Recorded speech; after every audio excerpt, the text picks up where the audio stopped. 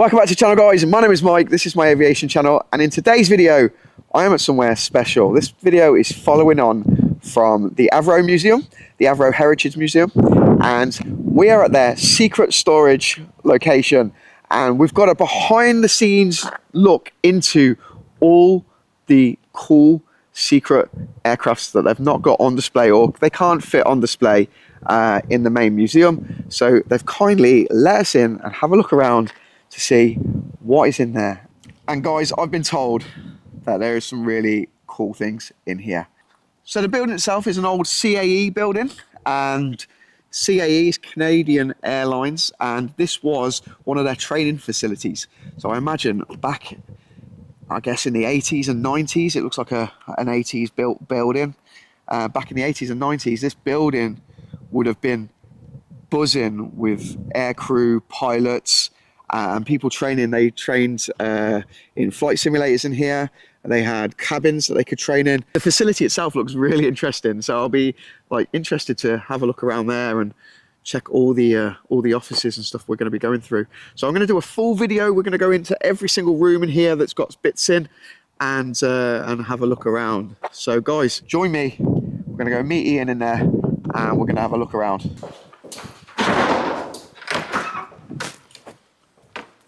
Wow, that was a shock. I didn't expect to see that. So, wow.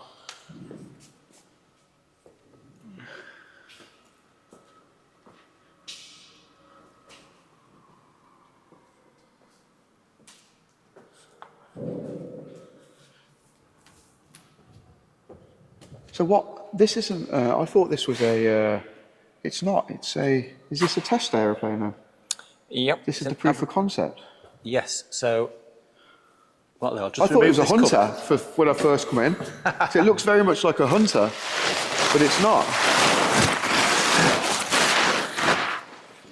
So what happened in 1946 when the government set a requirement out for what became our strategic nuclear deterrent? Yeah. Avro responded with a design that incorporated, for the first time, delta wing technology. But they didn't have much knowledge about how a delta wing would operate at different altitudes, different speeds, and how systems were actually integrated into the aeroplane. So they built these, in effect, 1/3 scale Vulcan aircraft, the Avro 707 series, A, B, and C. This is an Avro 707C. And it was the last one to be built. But actually in the 1960s, it had a different role, working as part of the, I think it was Royal Aircraft Establishment, and it became one of the first aircraft to be involved in the fly-by-wire technology. Oh, okay. So it actually incorporates a side stick. Yeah. That you see on many of Oh, so this has a side stick, which for that era is, when was it built? 1950? This airplane, late 50s. So for that era, that was unknown. Yep. So we think it's the first aircraft with a side stick. Possibly, yeah. So it was very early on in the development of that kind of technology. Yeah, because when I first walked in, I thought, wow, because I love the Hawker Hunter, and I thought it looks like a Hunter, doesn't it, a little bit? And then you realise, when I got around the front, I was like, actually, no, it's not. And then you, yeah, I've never seen. Well, did you say this is the only one in existence? No, there's one. It used to be at Manchester Aircraft Museum. Okay. But that got moved a few years ago, and I think that's down at the, I think it's the Fleet Air Arm Museum. Right. Okay. So there's only two sure. then. And I think there's one in Australia. Okay. Wow. Like I said, I've never seen one of these before. Can I have a look in the cockpit? So the aircraft had dual control.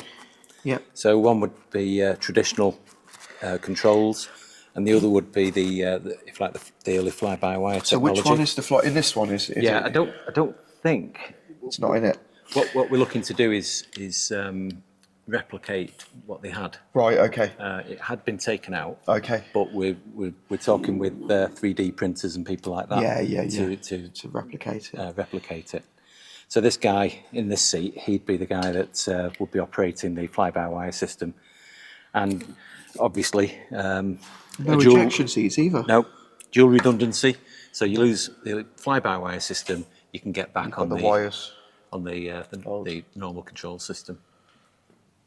And why was there no ejection seats? Is it just because of the age of it, or? Well, no, they would have had them then, wouldn't they? It was probably keep the cost down. Just to be honest. I guess it's just a prototype, yeah.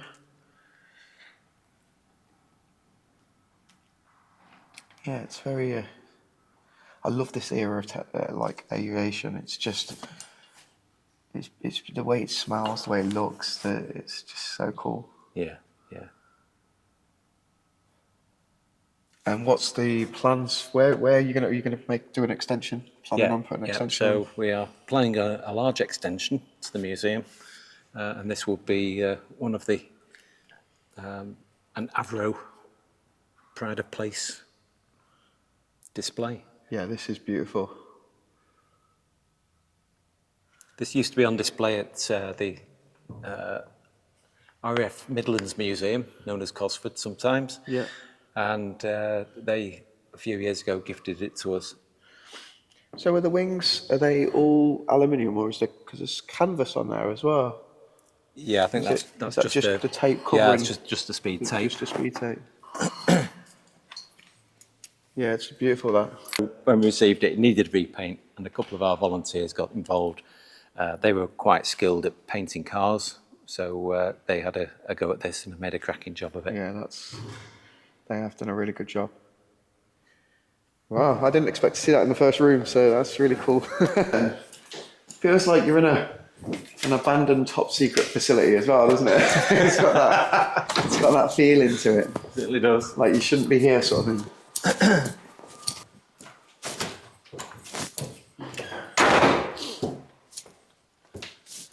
Oh wow, that's a Victor, isn't it? It is. Yep.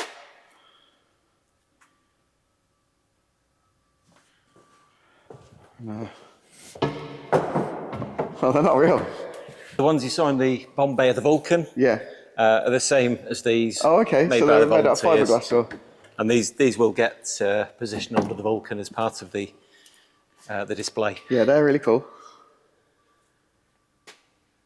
To the right, we've got cookies, which were dropped by Lancasters, and they are replicas. And that's a bouncing bomb, isn't it? And that is a bouncing bomb. Yeah. The not the bouncing bomb though. Nope. Is that? Wow.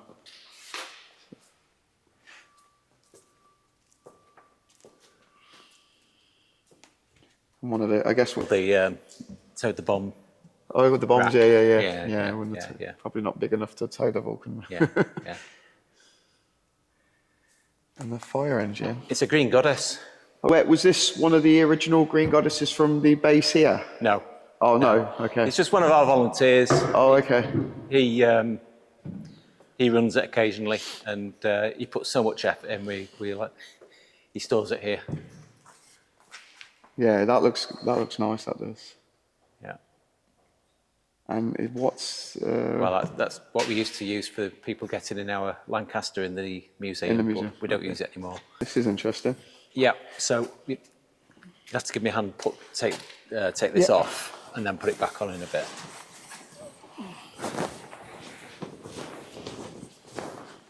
So earlier on, you asked me about who bought Avro. Yeah. So Avro's story goes back pretty much to early 19th century, early 20th century, and Avro starting his own aircraft company. Yeah. The first incorporated aircraft company in the world in 1910 in Manchester.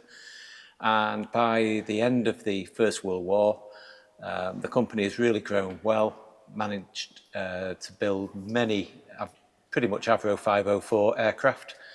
And at the end of the war, they got a new production facility in Newton Heath in Manchester, replacing or adding to Clifton Street, which they had. And the company started to run out of money. And for a number of reasons, another company stepped in, a company called Crossley Engineering, Crossley's actually ran the National Aircraft Factory number 2, which was at Heaton Chapel in Stockport. And they saw an opportunity to build truck chassis and modify them with various different makes on top. And they needed somewhere to build these, so they wanted to use the Newton Heath factory, and Avro allowed them. Oh, okay. And then Crossley's realised that Avro might be having financial difficulties, and then bought a 68.5% share of Avro. Wow. In effect, Elliott Verdon Rowe lost control of his company at that point. That was in 1920. This car was built in 1923, so it kind of relates back to the Crossley and the Avro relationship. Yeah, yeah. Wow, that's so cool. One of the old ground power trucks that would start the Vulcans. This is cool.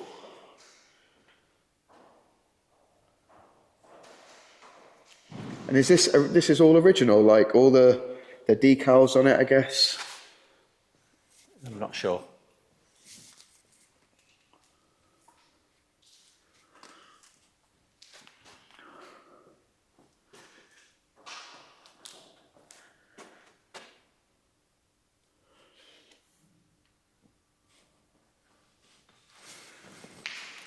Yeah, it'd be amazing to have all this on display in one place, wouldn't it? It's a training for rear crews, we believe. It's owned by an individual who's loaned it to us for 10 years, but we can't really display it as we'd like to. We can't really access it too well, and so it's just stored in here to keep it out of the weather.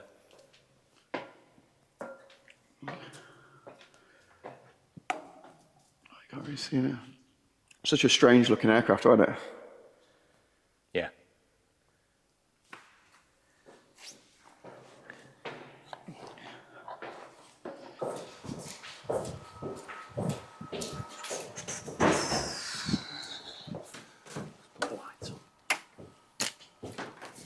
Oh, so that was the mould for the bombs. Yeah, yeah. I think that's a Shackleton. Does the same job? Does it go up? Is it going down? Is it going left? Yeah, right? definitely. How fast are we going? And that's how they made the bomb with the oil drums. Another cookie. Yeah. Yeah. So this is our work area. So just to this thing here. Next week we're going to be receiving, again from the RAF Museum, a yellow sun. Right. So that's one of the first nuclear bombs that the Vulcan would have carried. A carriage for it. Yeah, that'll be a cool display. Yeah. And what was this? That was the tug, and it's still used. And that was the tug for the Vulcan. Anything. Okay. That was. Because I said the tractor, but that's a lot bigger, isn't it? Yeah, that's just a tug. Would have been moving anything here at Woodford around the airfield. 748s, Nimrods.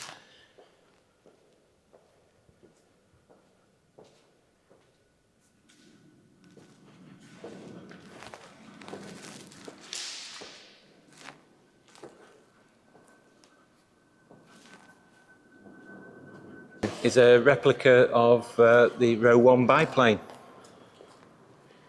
Again, loaned to us by Eric Verdon Rowe. We've only just received it, so we've not actually started turning it into an exhibit yet. But we will. Our intention is to. Is this going to get rebuild this? Will this be in flying condition? No. No. No. The engine, that's a frame of an Avro Anson. The Avro Anson was a strange looking aircraft, wasn't it, if I remember right? Well, you get more of a chance to talk about that in a minute. Okay.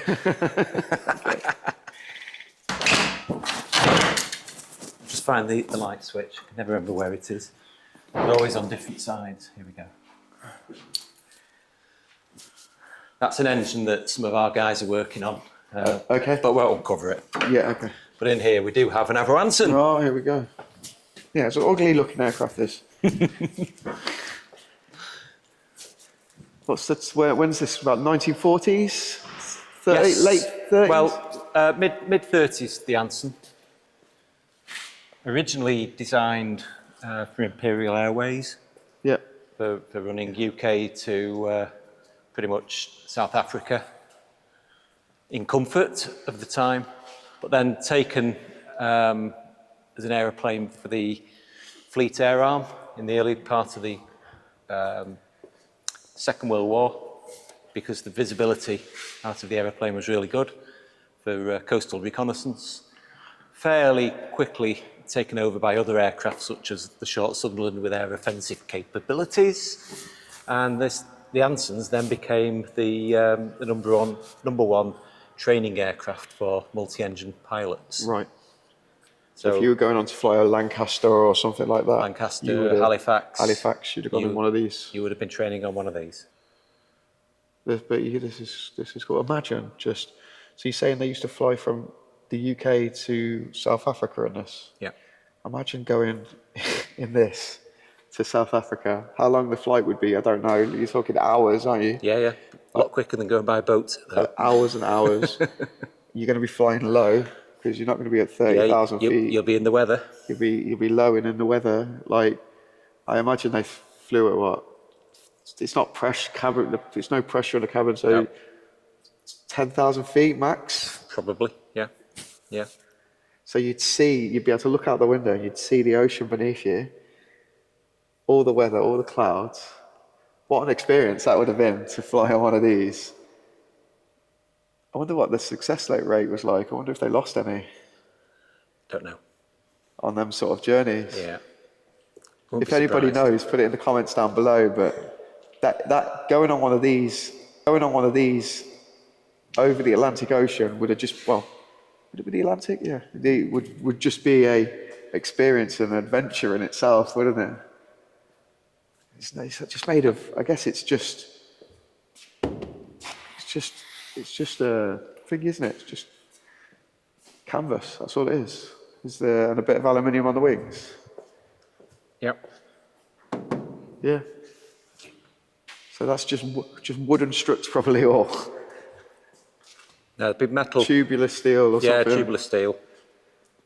But there's not a lot between you and the outside of the aircraft. Wow, so cool. Yeah, the early days of aviation. It's crazy to think how far we've come now.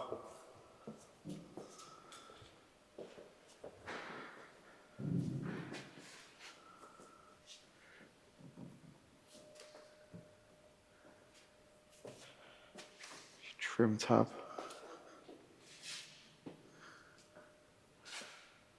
Yeah. Well, amazing. So again, when was this last flown, do you know? Possibly 1970s. Right, okay. Maybe in the 1980s.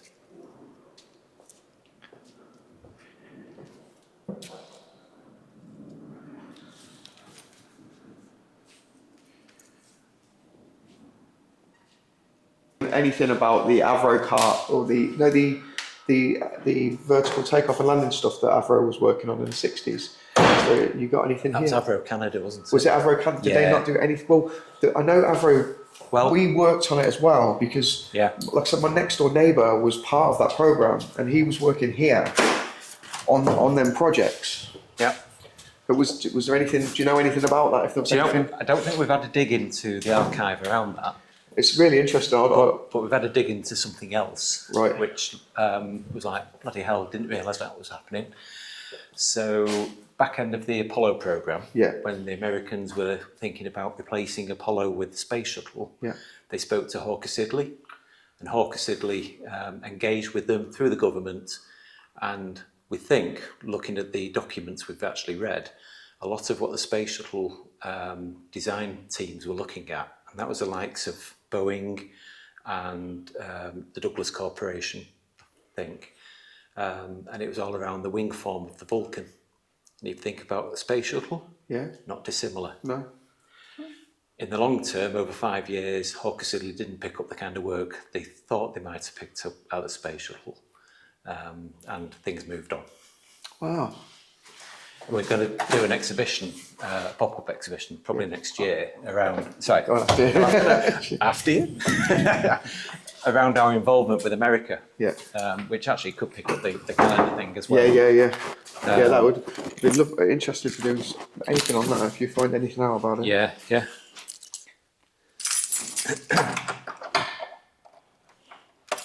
Oh, he's got the keys wrong. He, like I say, he had. So he took me into. Lived a couple of doors down. My mum was really good friends with his wife, and I've been into aeroplanes since I was 5. So he took me into his office at his house, and he pulled out all these drawings for the Avro car. Yeah. And at the time, I didn't fully understand it, but I remembered it because, I don't know, autistic me, like, just remembered every aeroplane that you ever seen. And I remember, I'd love to see if I could get my hands on some of that stuff. Yeah. There's still a chance. They move. Might see if I can get my mum to do some digging and see if she can find out any of get any of the drawings, because that might be something we donate to here. Yeah, I think we take stuff like that. Yeah. So we're trying to build links to a degree with the it's an Avro museum at Canada. Yeah. Which has got various stuff. So that would be a good starter for that. Yeah, a good segue for that. Oops. Oh, here we go. So we've got a Shackleton. Yep. And is that part of the Shackleton as well? Yeah, you've got a full Shackleton here, but it's broken down in its original construction sections. So this was originally, from a museum perspective, at the MOSI, Manchester Science Museum, in the Aerospace Hall, and the museum had decided they no longer wanted to have an aerospace hall, and the aeroplane was actually owned by the RAF Museum. Oh, okay. It's still owned by them, okay. But we are storing it for them for the moment, and if we get our extension built, then this will take pride of place. Yeah, this is beautiful. So I think a lot of the fleet were named after Magic Roundabout characters. So yeah, Magic Roundabout was big in the 60s, weren't it? Like 60s and 70s, I guess. Yeah, our viewers, we want a new kennel for Dougal. So help get a new kennel for Doodle. Dougal? Doodle? Dougal. A new kennel for Dougal. Yeah, I love the Shackleton. Beautiful aircraft. I remember watching the one at Coventry flying. Yep. On its last, I think it was 1994, and it flew into Coventry. And I went there with my dad, and we watched it fly in, and that it was just amazing to see. And that was it. Laid to rest in Coventry for never. They started up, I think, every now and again. Yeah, I think they moved it now to Elvington. Well, I heard that there's a lot they're taking a lot away from Coventry now, so they think it's going to close down, don't they? Yeah, a lot for houses, Yeah, for houses. Yeah. Oh, actually, no, they want to build a big Giga battery factory there. Yeah. Something. This is the Row 1 triplane. That's it, yeah. It's not got a very adventurous name, has it? It's just the triplane. In actual fact, all the Avro aeroplanes from when they formed the company got a number from 500 onwards. Before that, it was the Avro 1 biplane, triplane, Type E, Type F, and so on. Row decided, rather than giving it all these kind of individual names like the Type E, Type F, or whatever, you start with a numbering system. Okay. So we started at 500. Why 500? Well, if you start at 1, people think you're new at it. So it was probably a very good early marketing technique. So and it ran all the way through, pretty much to the end of the last aircraft. So, for example, the 748 was a part of that numbering system. Yeah. The ATP was actually called the BAE 846, part of the same numbering system. So this is a replica. It was built by a number of volunteers from British Aerospace, of which a couple still volunteer at the museum. And they did have an intent to make this fly. Yeah. So they took it to a field, and they employed a young lady, jockey, who was also a pilot. Yeah. So she's clearly lightweight. Lightweight, yeah. And she tried to actually fly this, I think, probably about 20 years ago. Yeah. They didn't achieve flight. Number of reasons, possibly. Partly because certain things were added to the aeroplane from a safety point of view. Yeah. To strengthen certain It's a bit heavy. structures. And possibly the engine wasn't actually given the same kind of power that the original engine would have given. And personal view, Elliot Verden-Rowe wanted to fly, and the person trying to fly this for us didn't want to break it. Right, okay. Yeah. So the engine does still run, and we bring this out on open days. Yeah. The various different event weekends that we have, and the guys have done a fantastic job. And yeah, we run the engine. Amazing. And actually, the lads doing it. If you can see over there, see that structure. Yeah. Have you ever heard of a hook starter? No. So in 1908, 9, 10 era, there's a guy called, I forgot his first name, but Hook, and he recognised that standing here doing that was quite dangerous. So, okay. And people were losing their lives. Yeah, yeah. So he mounted if you like, a starter mechanism on the top of a Model T Ford. Yeah. Right, and he'd run it up to the car. It would engage to the aeroplane, engage, And that's why there's and that start on the front. it. Yeah. So our guys have made their own version. Ah. It's very, very clever. And it's very safe. Very safe. Yeah. Yeah. Oh, that's cool. Thank you. Really appreciate that. That's amazing. And My pleasure. thank you for bringing us around. And yeah, guys, if you enjoyed this video, please just pop it in the comments down below. Let us know what you thought. And if you want to come here, all the details are below as well. And it's such an amazing place. Obviously, you won't be able to come here, but you'll be able to go to the main museum. Guys, see you in the next one. Take care.